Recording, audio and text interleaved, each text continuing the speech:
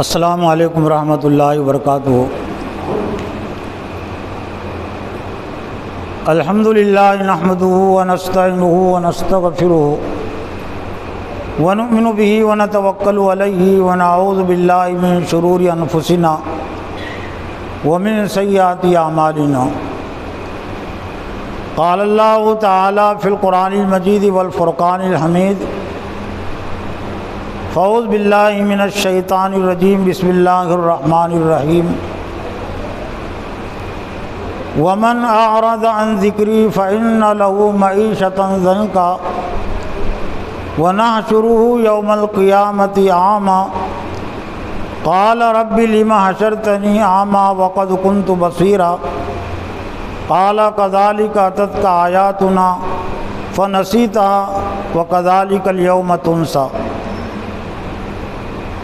وقال اللہ تعالی ايضا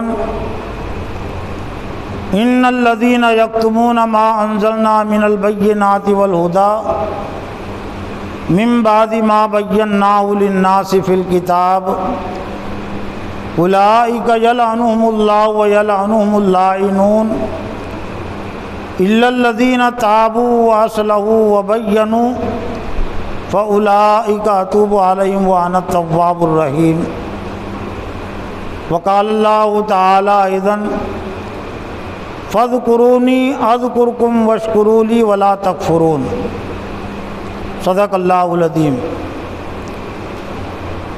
وعن حذیفہ رضی اللہ تعالی عنہ قال قال رسول اللہ صلی اللہ علیہ وسلم والذی نفسی بیدہ لتأمرن بالمعروف ولتنہون عن المنکر او لیوشکن اللہ ان یبعث علیکم عذابا من عنده ثم لتدعونه فلا یستجاب لکم۔ رواه ترمذی۔ معزز و محترم دینی بھائیوں، بزرگوں، نوجوانوں، خواتین اور بہنوں، اللہ پر ایمان لانے کا ایک اہم تقاضا یہ ہے کہ ہم اللہ کی ناراضگی کو، اللہ کی نامرضی کو بھی جاننے کی کوشش کریں۔ دو اہم باتیں اللہ پر ایمان لانے سے متعلق ہیں۔ ایک یہ کہ اللہ کی مرضی کو بھی ہم جانیں اور اس کی نامرضی کو بھی جانیں، اور اسی عنوان اور موضوع کو اور آگے بڑھاتے ہم یہ بھی کہہ سکتے ہیں کہ ان کاموں کو ہم جاننے کی، سمجھنے کی پہلے کوشش کریں جن سے اللہ ناراض ہوتا ہے، جو گناہ اور جو اعمال اللہ کے عذاب کا مستحق بناتے ہیں، اس دنیا کی زندگی میں بھی اور آخرت کی زندگی میں بھی۔ تو آج کے اس خطبے میں قرآن و حدیث کی روشنی میں وہ چند بڑے بڑے گناہ جن کے ارتکاب کی وجہ سے، جن گناہوں کو اختیار کرنے کی وجہ سے اگر کوئی مسلمان بھی ہے، اسلام کا نام لینے والا ہے، ایمان کا دعوے دار ہے، تو اس دنیا میں بھی اللہ تعالیٰ اس کو سزا دیتا ہے، اور آخرت کی سزا، آخرت کا عذاب تو وہ شدید تر ہے۔ سورہ زخرف کی 2-3 آیتیں میں نے شروع میں پڑھی تھی۔ ومن اعرض عن ذکری فإن له معیشة ضنکا۔ اللہ نے فرمایا کہ جو میرے ذکر سے مراد اللہ کا حکم، اللہ کی مرضی، جو میرے ذکر سے، میری مرضی سے اعراض کر کے زندگی گزارتا ہے، منہ موڑ کر زندگی گزارتا ہے، اور اللہ کے ذکر کا اثر چشمہ اللہ کا کلام قرآن مجید ہے۔ اس لیے اس آیت کی تفسیر میں بھی مترجمین نے ومن اعرض عن ذکری سے مراد اللہ کے کلام کو لیا، اللہ کی آیات اور اللہ کے احکام کو لیا، یعنی جو لوگ اللہ کی آیات اور اللہ کے احکام سے منہ موڑ کر زندگی گزارتے ہیں، تو اللہ نے ان کے لیے جو تنبیہ سنائی وہی سنائی، فَإِنَّ لَهُ مَعِيشَةً ضَنْكًا، ان کے لیے زندگی تنگ ہو جاتی ہے۔ بظاہر ایسا لگتا ہے کہ یہ بہت خوش و خرم ہے اور خوشحال ہے، لیکن انہی سے جا کر پوچھنا چاہیے جو اللہ کے احکام کو نظر انداز کر کے زندگیاں گزار رہے ہیں، یہ ان کی خوشحالی اور یہ ان کا ظاہری جو ٹیپ ٹاپ ہے، وہ اندرون ان کا ضمیر اور ان کا دل اس پر مطمئن ہے یا نہیں۔ اللہ تعالیٰ نے انسانی زندگی کا جو ڈھانچہ تشکیل دیا ہے اور جو اس کا نظام متعین کیا ہے، تو ایک شخص ضمیر کے مطابق اور اس کے دل کے مطابق صحیح زندگی اگر گزار سکتا ہے تو اللہ کے احکام کے تحت ہی۔ توحید کو نظر انداز کرنے کی وجہ سے شیطان اس کو کس طرح کی تنگی میں مبتلا کر دیتا ہے، پتھروں کے سامنے اس کو جھکا دیتا ہے، گایوں کے سامنے اس کو جھکا دیتا ہے، چاند و سورج کے سامنے اس کو جھکا دیتا ہے، لیکن یہ انسان کی فطرت میں نہیں ہے۔ یہ نفس پر دباؤ ڈال کے اس سے وہ کام لیتا ہے، لیکن اس کا ضمیر اس پر مطمئن نہیں ہوتا۔ اسلام کے علاوہ دنیا میں جتنے بھی طریقے زندگی ہے، وہ خود انسانوں کے لیے اس دنیا میں بھی ہلاکت خیز ہے، ہلاکت میں ڈالنے والے ہیں۔ بظاہر ایسا لگتا ہے کہ وہ کامیاب ہے، لیکن وہ کامیاب نہیں ہے، ناکام ترین ہے۔ اور یہ ایسی بات نہیں ہے کہ صرف اس کو عقیدت میں محبت میں، اسلام کی عقیدت محبت میں کہا جائے اور باطل نظام کی نفرت میں، اس کی مخالفت میں کہا جائے۔ دنیا کی تاریخ اس پر شاہد ہے، اس پر دلیل پیش کرتی ہے۔ شیطان کی سب چالوں کے باوجود، سب رکاوٹوں کے باوجود جب بھی اسلام کی دعوت دی گئی ہے تو لوگوں نے اسلام کو جو قبول کیا ہے، تو قبول کرنے کے پیچھے ایک مقصد تو ایک اللہ کی رضا خوشنودی رہی ہے، آخرت کی کامیابی، لیکن ایک اہم مقصد یہ بھی رہا ہے کہ دنیا کی ذلت اور رسوائی، دنیا کی ناکامی سے ہم بچیں۔ خود حضرت صلی اللہ علیہ وسلم کی وفات کے بعد، خلافت راشدہ کے بعد جو اسلام یورپ میں پھیلا، یورپ میں غالب آیا، افریقہ میں غالب آیا اور خود ہندوستان میں بھی، تو اس کے اسباب میں سے بنیادی سبب یہ تھا کہ لوگ عیسائیت سے بیزار ہو چکے تھے، یہودیت سے بھی بیزار ہو چکے تھے، مشرکانہ تہذیب سے بیزار ہو چکے تھے، اور وہ ظلم و ستم سے پریشان تھے۔ یقیناً اسلام کی دعوت کا آخرت کا فائدے کے لیے تو ایمان شرط ہے، توحید، رسالت، آخرت کو ماننا ضروری ہے، لیکن اس کے لیے دل کی آمادگی ضروری ہے۔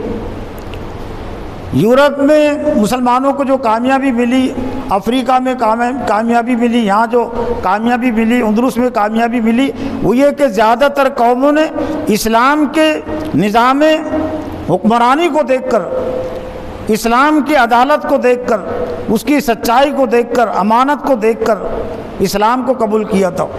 یعنی گویا کہ اسلام کے عقیدے کو تو قبول نہیں کیا تھا، اور مسلمانوں نے کوئی زور زبردستی ان پر نہیں کی، لیکن غیر اسلامی نظام سے، غیر اسلامی قوانین سے، حکمرانوں سے وہ قومیں پریشان تھیں، اور ان کو عافیت اور ان کو چین و سکون اسلامی قوانین میں، اسلام کے نظام زندگی میں نظر آیا۔ اس لیے عیسائی قوم نے بھی اسلام قبول کیا اور مشرک قوموں نے بھی اسلام قبول کیا، لیکن یہ بھی بڑے افسوس کی بات ہے کہ جو چیز کے ذریعے سے دوسری قومیں زیادہ اسلام کی طرف آ سکتی ہے، متوجہ ہو سکتی ہے، وہ نظام، اسلام کا نظام حکمرانی، نظام سیاست، نظام معیشت، نظام معاشرت، نظام معیشت میں جس میں سود نہیں ہے، سود کا لین دین نہیں ہے، جس میں دھوکہ دہی نہیں ہے، اور جس میں رشوت کا لین دین نہیں ہے، اور جس میں جھوٹ نہیں ہے، تو زیادہ تر لوگوں نے اسلام کو جو قبول کیا، اسلام کی جو غلبے کی تاریخ ہے، تو اس میں غلبے کی تاریخ میں کہ وہ اپنے دین پر قائم تھے، وہ اپنے عقیدے پر قائم تھے، لیکن اسلام کے نظام کی خوبیوں کو دیکھ کر، اس کے عدالت کو دیکھ کر انہوں نے اسلام قبول کیا تھا، اس لیے کہ وہ پریشان تھے۔ غیر اسلامی نظام کے تحت زندگی گزارتے ہوئے وہ اس دنیا میں بھی ناکامی محسوس کر رہے تھے، خسارہ دیکھ رہے تھے، اور یقیناً خسارہ ہے۔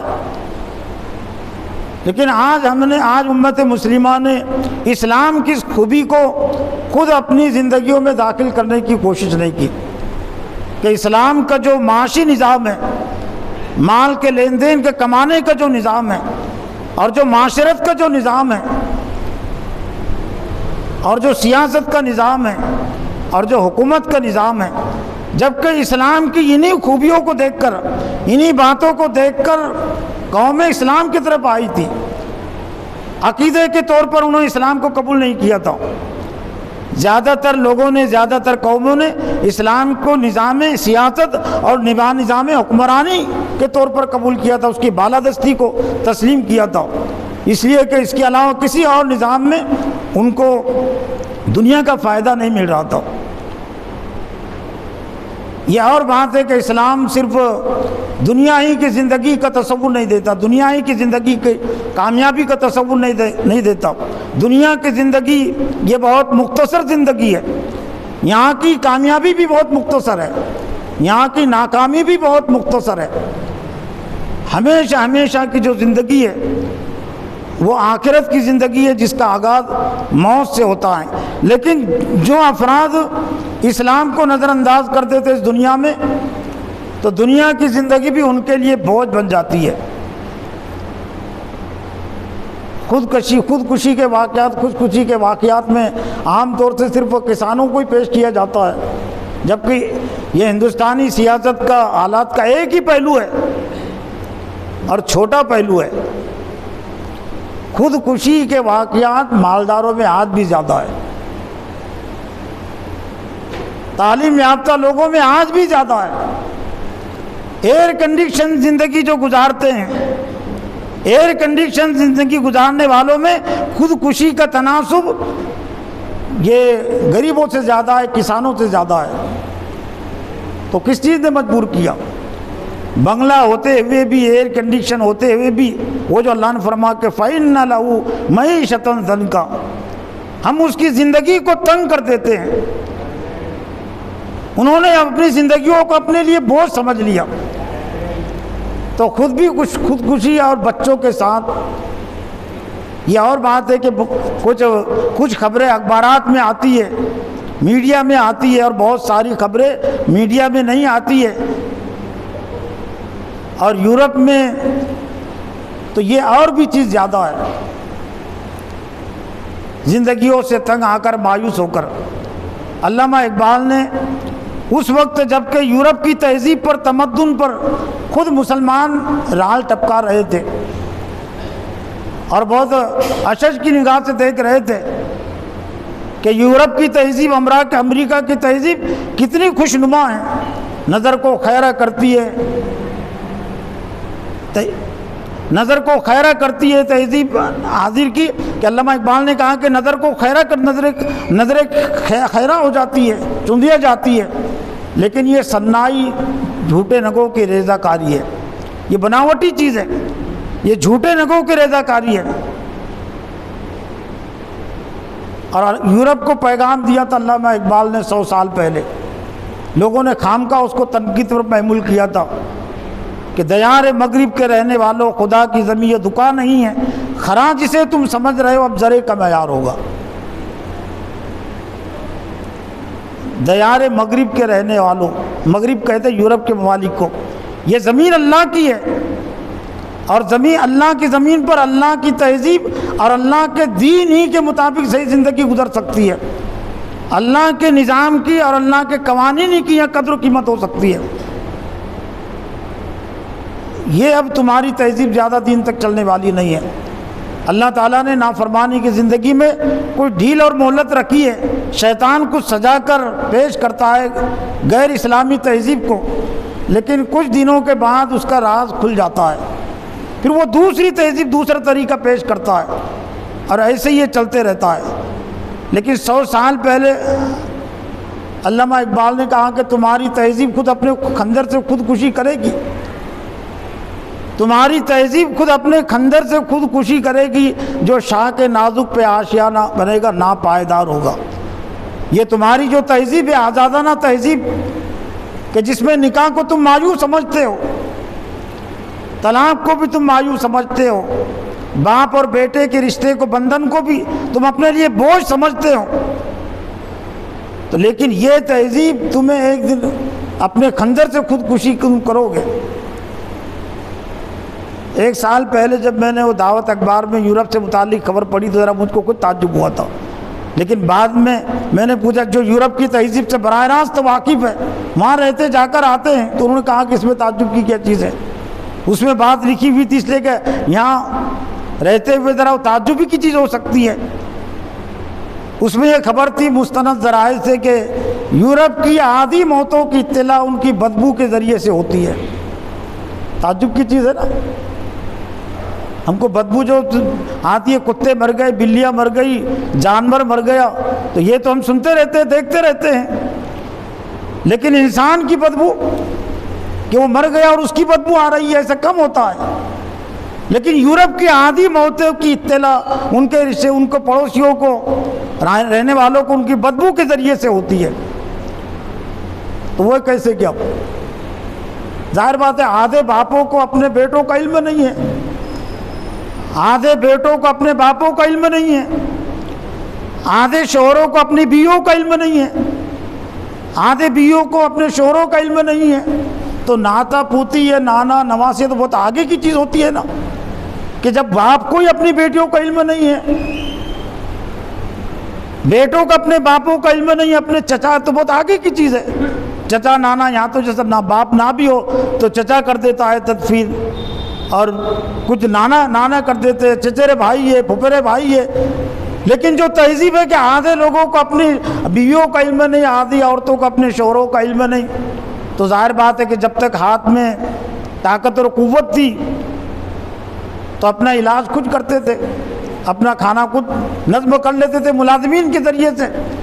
لیکن جب آخری عمر کو پہنچ گئے تو بیوی تو پہلے الگ تھی، شوہر تو الگ تھا، باپ تو بیٹے سے پہلے ہی الگ تھا، بیٹا بھی باپ سے الگ تھا، مکانات بڑے بڑے بنے ہوئے ہیں، ایئر کنڈیشن مکانات بڑے ہوئے، بڑے بڑے رقبے میں مکانات بنے ہوئے.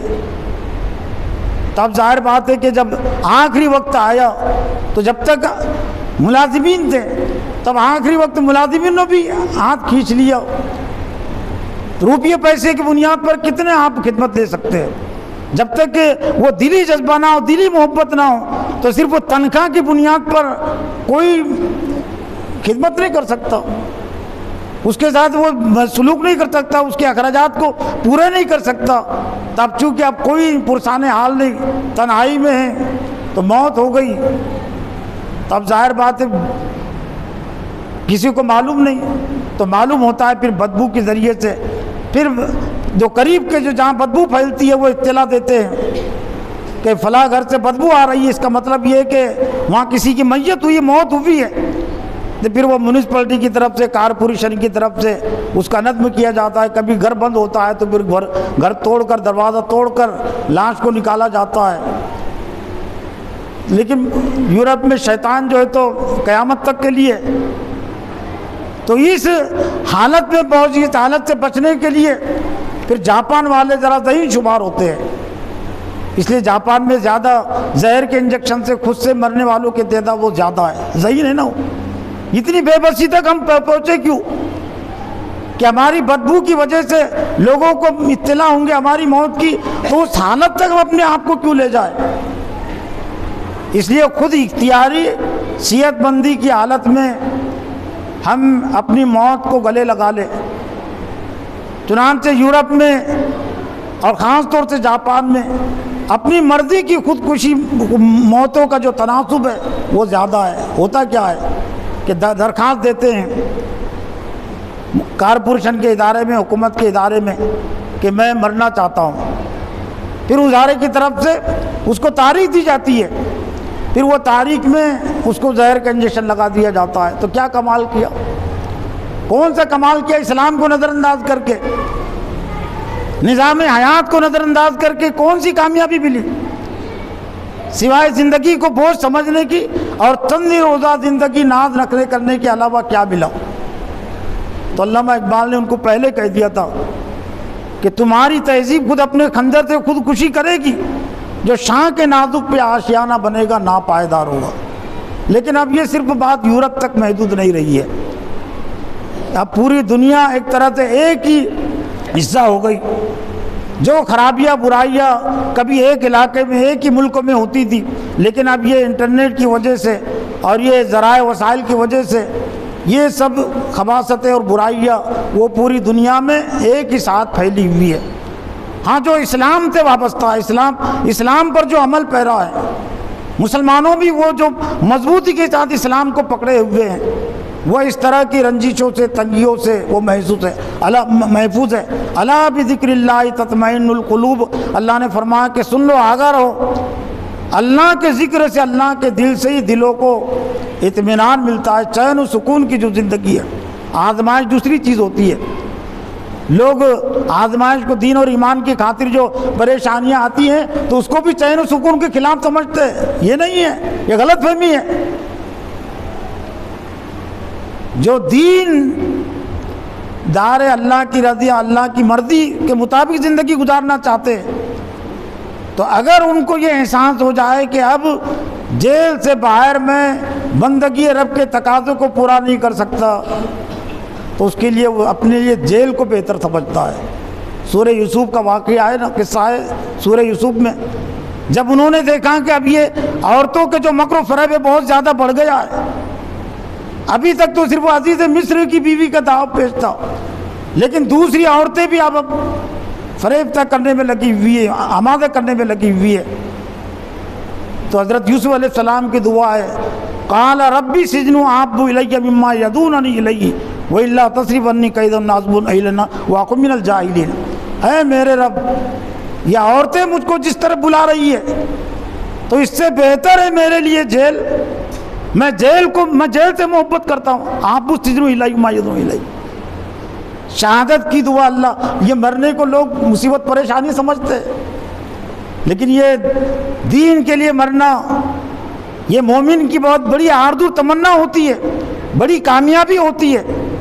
تو دین اور ایمان کی خاطر جو آزمائشیں ہیں تو وہ پریشانیاں نہیں، وہ تو کہ امتحان ہے، اور جو مخلص بندے ہوتے ہیں وہ ان آزمائشوں کو گلے لگاتے ہیں، اور ان کے لیے دنیا کی زندگی، دنیا کے وسائل اور حکومت بھی اگر مل رہی ہے تو وہ اس کو عذاب سمجھتے ہیں، وہ اپنے لیے زحمت سمجھتے ہیں۔ چنانچہ انہوں نے حکمرانی کو ٹھکرا دیا۔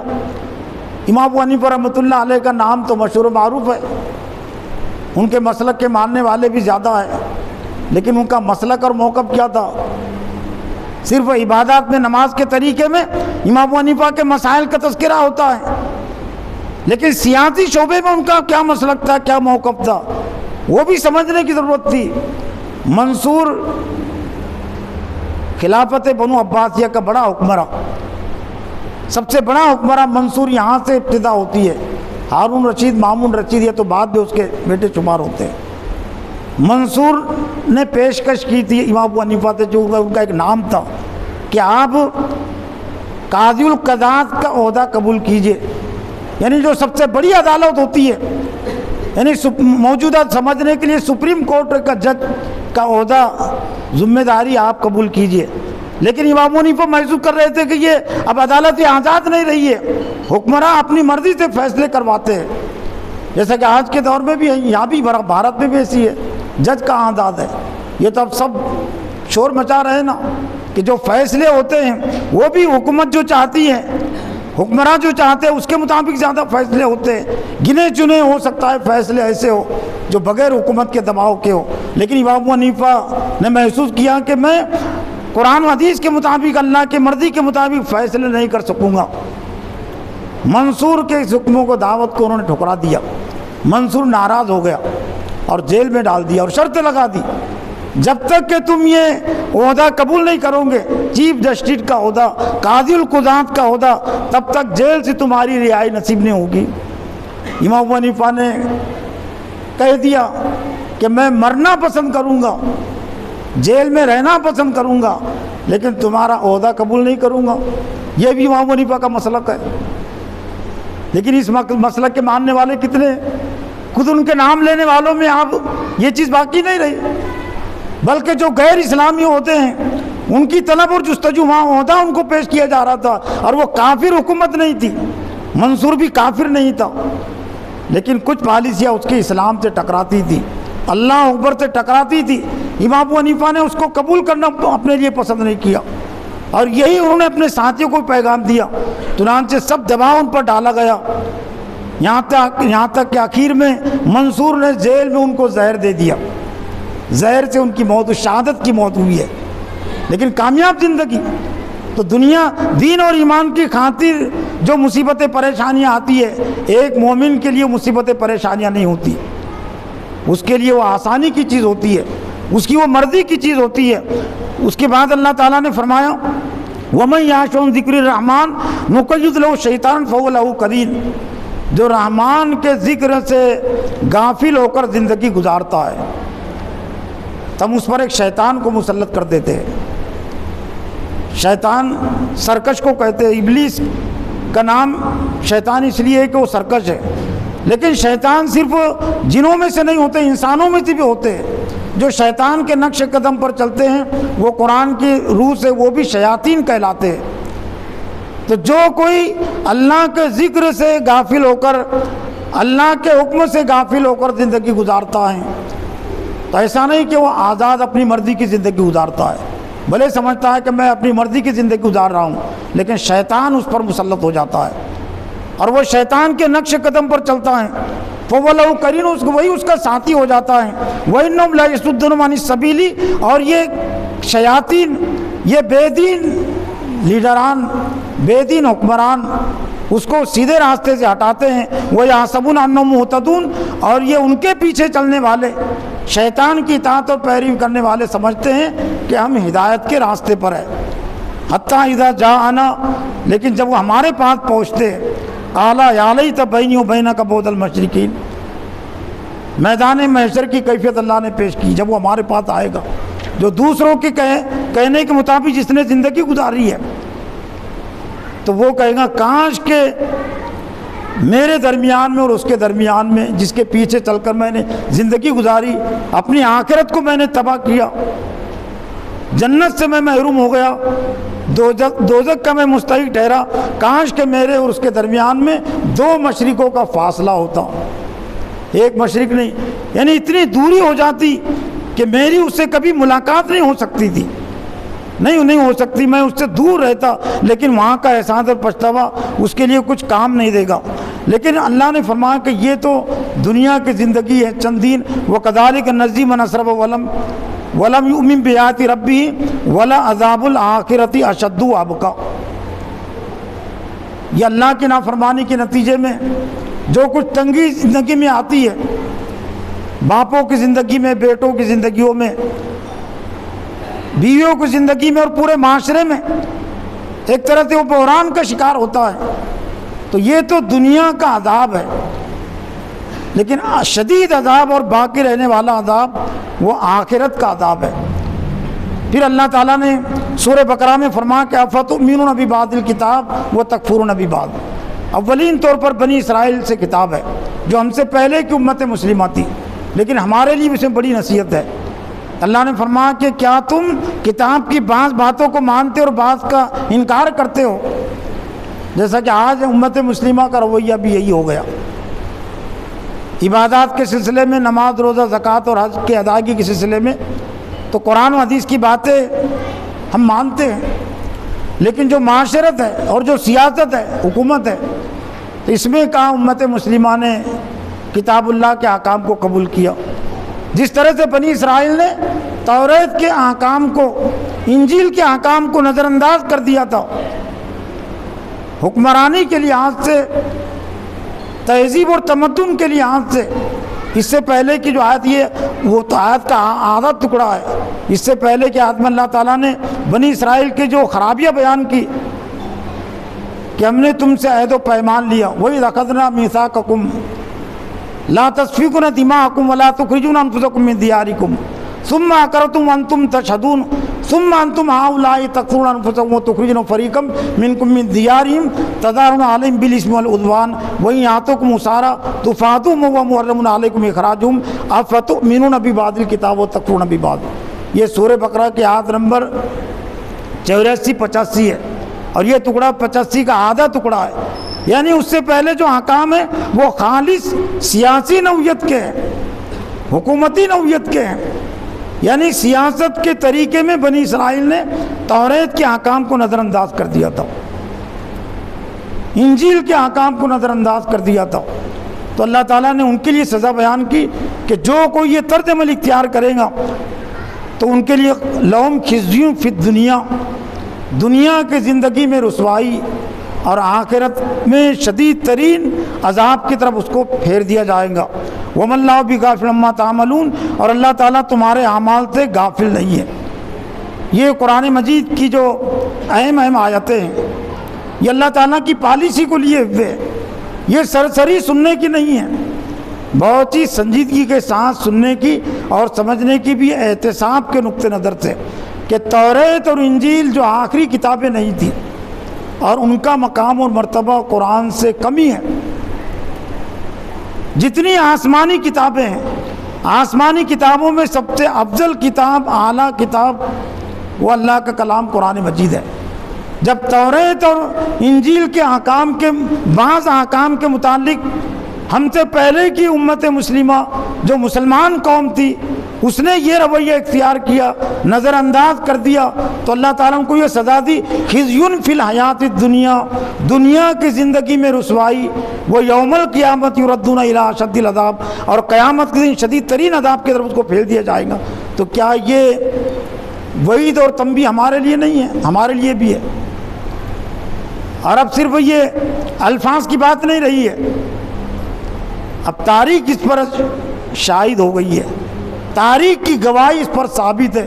خزی فی الحیات الدنیا، دنیا کی زندگی میں رسوائی۔ جب سے امت مسلمہ نے سیاست کی، قرآن مجید کے وہ احکام جو سیاست سے تعلق رکھتے ہیں، حکومت سے تعلق رکھتے ہیں، اللہ اکبر کی فکر سے تعلق رکھتے ہیں، اہدنا الصراط المستقیم سے تعلق رکھتے ہیں، غیر المغضوب علیہم ولا الضالین سے تعلق رکھتے ہیں، تو نظر انداز کر دیا امت مسلمہ نے۔ تو آج عالمی سطح پر اور خود بھارت کے سطح پر ذلیل اور رسوا کون ہے؟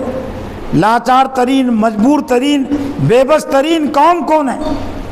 عیسائی نہیں ہے، یہود بھی نہیں ہے، ان کا بس چلتا ہے، بہت کچھ بس چلتا ہے، بہت ساری حکومتیں اس کے ساتھ ہیں، وہ ہے مسلمان قوم۔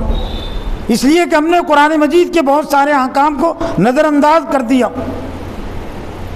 جبکہ جو نمازوں میں اللہ تعالیٰ نے جو ہم کو نصاب دیا، نظام دیا، تو اس میں تو پورے دین کی اتباع اور پیروی کی تلقین ہے، اہدنا الصراط المستقیم کے ذریعے سے، صراط الذین انعمت علیہم کے ذریعے سے، انبیاء، صدیقین، شہداء اور صالحین کے راستے کی اتباع اور پیروی۔ اور پھر اہم جو چیز ہے وہ آیت کا آدھا ٹکڑا ہی پیش کیا جاتا ہے، بلکہ 20% حصہ پیش کیا جاتا ہے، وہ سورہ رات کی آیت کہ ان اللہ لا یغیر ما بقوم حتی یغیروا ما بانفسہم، اللہ تعالیٰ کسی قوم کی حالت کو نہیں بدلتا جب تک کہ وہ اپنے آپ کو نہ بدلے۔ لیکن اس سے پہلے کی دو اہم باتیں ہیں، اور اسی آیت میں اس کے بعد کی دو باتیں ہیں، جہاں سے آیت شروع ہوتی ہے لہو معقبات من بین یدیہ ومن خلفہ، جو اللہ کے دین کا کام کرتے ہیں تو جس طرح سے شیطان اور اس کے چیلے ہوتے ہیں، تو اللہ تعالیٰ کے بھی جو بندوں کے ساتھ اللہ تعالیٰ کے بھی دوست ہے، اللہ کی طرف سے باڈی گارڈ کا حفاظت کا انتظام ہوتا ہے، لہو معقبات من بین یدیہ ومن خلفہ، اس کے لیے پہرے دار مقرر ہے، محافظین مقرر ہے، یحفظونہ من امر اللہ، جو اللہ کے حکم سے اس کی حفاظت کرتے ہیں۔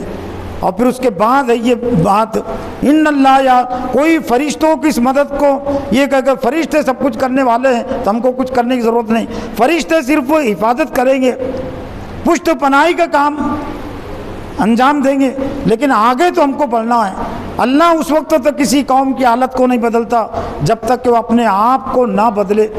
اور پھر اس کے بعد کی جو آیت ہے، وَإِذَا أَرَادَ اللَّهُ بِقَوْمٍ سُوءًا فَلَا مَرَدَّ لَهُ، اور جب اللہ تعالیٰ کسی قوم کو عذاب دینے کا فیصلہ کر لیتا ہے اس دنیا میں، فَلَا مَرَدَّ لَهُ، تو کوئی طاقت اس کو ٹال نہیں سکتی۔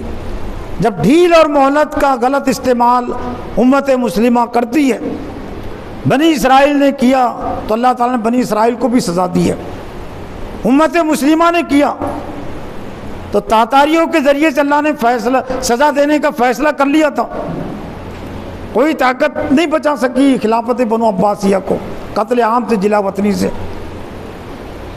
اندلس کی حکومت کو یورپ میں جہاں مسلمان غالب ہوئے تھے اسلام کی بنیاد پر، جب انہوں نے اسلام کو نظر انداز کر دیا اور عیش و آرام کو سب کچھ سمجھ لیا، حکومت کو سب کچھ سمجھ لیا، تو اللہ تعالیٰ نے حکومت کے نقشے میں ان کو پھر جن عیسائیوں پر ان کو غلبہ عطا کیا تھا، انہی عیسائیوں نے ان کا قتل عام کیا، ان کو ملکوں سے کھدیڑ دیا، اور یہ ہندوستان بھی اس سے محفوظ نہیں ہے۔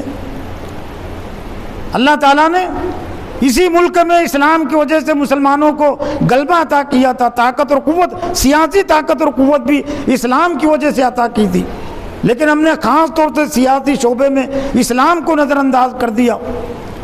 تو جب سے نظر انداز کیا ہو تو اللہ تعالیٰ نے مختلف قوموں کے ذریعے سے امت مسلموں کو عذاب دینے کا فیصلہ کر لیا، اس فیصلے کو کوئی ٹال نہیں سکتا۔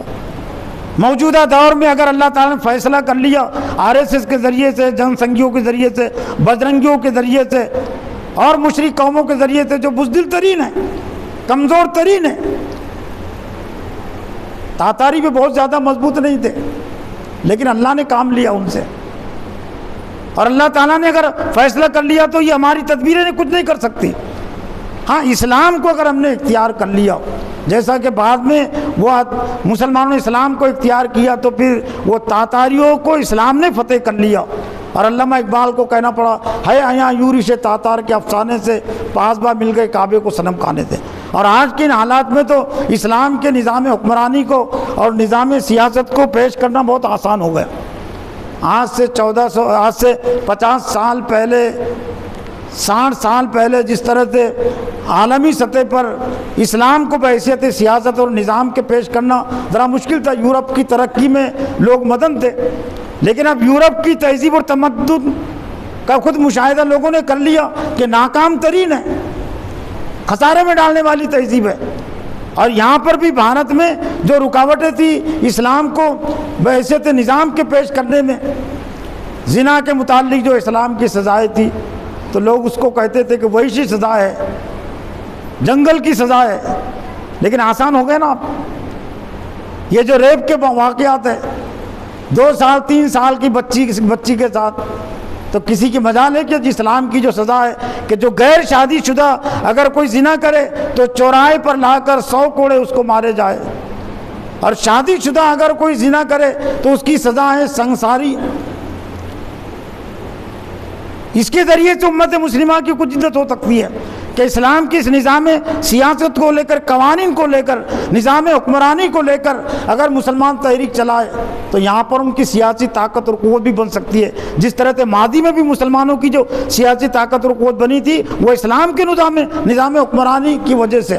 عقیدے کو بھلے انہوں نے قبول نہیں کیا تھا، توحید کو قبول نہیں کیا تھا، رسالت کو قبول نہیں کیا تھا، آخرت کو قبول نہیں کیا تھا، لیکن دنیا کے فائدے کی خاطر انہوں نے نظام حکمرانی کو تسلیم کیا تھا۔ پھر آخر میں یہ کہ عام طور سے لوگ سمجھتے ہیں کہ یہ ایک لڑکی 2 لڑکے، یہ بدلا پور کا مہاراشٹر کا واقعہ چل رہا ہے 2 بچوں کے ساتھ۔ مسئلہ واقعہ صرف اتنے نہیں ہے، آج ہی کا ہی یہ اخبار نو بھارت میں پڑھتے رہے، اردو اخبار نہیں آتا تو نو بھارت ہے ہندی اخبار، وہ میں نے لگایا ہوں. آج ہی کے لاکھوں مہیلائیں لاپتہ، بامبے ہائی کورٹ نے پولیس اور سرکار سے مانگا جواب. 3 سال کی رپورٹ ہے صرف اس میں. مہاراشٹر میں 3 سال میں جو نابالغ لڑکیاں اور جو بالغ لڑکیاں لاپتہ ہوئی ہے، ظاہر بات ہے کورٹوں میں مسئلہ کب گیا؟ پولیس نہیں لا سکی تبھی کورٹوں میں گیا نا. تو یہ خبریں تو صرف وہ آتی ہے کہ جو لوگ دیکھتے ہیں. اب وہ لاپتہ ہیں تو گویا کہ ہوٹلوں میں ہیں، محلوں میں ہیں، تو اب زندگی بھر ان کو باہر نکلنا نصیب نہیں ہوگا. 3 سال کی رپورٹ ہے صرف مہاراشٹر کی، اور کورٹ میں لاکھوں، 1 لاکھ نہیں لاکھوں کی تعداد میں. اور ان کا اغوا کیوں ہو، لاپتہ کیوں ہوئی؟ ریپ کے لیے، زنا بدکاری کے لیے. تو یہ کہنے کی ضرورت ہے، آسانی سے کہہ سکتے نا کہ اسلام نے اختیاری زنا کو بھی حرام قرار دیا. یہ جو زبردستی کے زنا کے جو واقعات ہیں وہ اس وجہ سے ہیں کہ بے پردگی عام ہے. لڑکیوں اور لڑکوں کا کالج میں ملنا جلنا ایک ساتھ، عورتوں اور مردوں کا اختلاط ہے بے پردہ. تو پہلے اس پر پابندی لگاؤ تو ریپ کے واقعات کم ہوں گے، ریپ کے واقعات بند ہوں گے. ورنہ یہ بے پردہ تہذیب رہیں گی اور ایک ہی ساتھ یہ پڑھائی کا سلسلہ، کالجوں کا سلسلہ جاری رہے گا تو یہ ریپ کے واقعات کم نہیں ہوں گے. اور اسلام نے جو عورت اگر سفر کرے تو محرم کی شرط اس کے لیے لگائی ہے. زیادہ تر جو واقعات ہوتے ہیں سب تسلیم کرتے حکومتیں، لیکن اسلام کی اس میں جو خوبی ہے اس کو اجاگر نہیں کرتے. اس لیے اسلام نے شرط رکھی ہے کہ کوئی عورت بغیر محرم کے سفر نہ کرے. تو بڑی عورتوں کی حفاظت کی بات تھی نا اس میں. ظاہر بات ہے وہ اکیلی لڑکیاں جاتی ہے، محرم نہیں ہے، تو جو نفس کے پرستار ہے، جن کے ذہن اور دماغوں پر شیطان حاوی ہے، وہ برابر کام انجام دیتے ہیں. تو اب یہ جو اس طرح کے جو واقعات، اس کا حل ہے اسلام، اس کا حل ہے اسلامی تہذیب، اسلامی معاشرت اور اسلامی سیاست. ظاہر بات ہے قبول کرو یا نہ کرو، لیکن کم از کم ہم اپنے اوپر اس کے علاوہ کوئی تہذیب کو ہم نافذ نہیں ہونے دیں گے. ہمارا دین اسلام ہے، لکم دینکم ولی دین، تمہارے لیے تمہارا دین اور ہمارے لیے ہمارا دین. جیسا کہ جب تک سیاسی طاقت اور قوت نہ ہو تو مسلمانوں کے پاس جو موقف ہونا چاہیے وہ یہ موقف تھا جو ہم نے پیش نہیں کیا. صرف نماز اور روزہ اور زکوٰۃ کی حد تک پیش کیا کہ نماز میں ہمارا مسجد میں غیر مسلم امام نہیں ہو سکتا. تو یہی موقف باہر بھی پیش کرنے کی ضرورت تھی نا، کہ جس طرح سے غیر نماز کی جو جماعت ہوتی ہے، یہی اجتماعیت کو تصور اسلام نے باہر کی زندگی میں بھی دیا ہے. وہاں پر بھی ہمارا کوئی بے دین لیڈر امام نہیں ہو سکتا، غیر مسلم تو ہو ہی نہیں سکتا ہے، لیکن مسلمانوں میں بھی نہیں ہو سکتا. جس طرح سے مسجد میں بے دین ہمارا امام نہیں ہو سکتا تو باہر بھی بے دین نہیں ہو سکتا. یہ اگر ہم تحریک چلاتے تو یقیناً کچھ مخالفت ہوتی ہے، لیکن لوگوں کو ماننا پڑتا. اور اسلام کے اندر اللہ تعالیٰ نے خوبی رکھی ہے کہ چاہے اس پر عمل کرنے والے کم ہوں، اس کی دعوت دینے والے کم ہوں، لیکن اللہ تعالیٰ ان کو غالب کرتا ہے اور مخالفین کو اللہ تعالیٰ ناکام نامراد کرتا ہے. اللہ سے دعا ہے کہ اللہ تعالیٰ مجھے بھی اور آپ کو بھی اللہ کی مرضی کو جاننے کی، اس کی نامرضی کو سمجھنے کی توفیق عطا فرمائے، اللہ کی نامرضی سے بچنے کی توفیق عطا فرمائے اور اس کی مرضی کو اختیار کرنے کی توفیق عطا فرمائے. وآخر دعوانا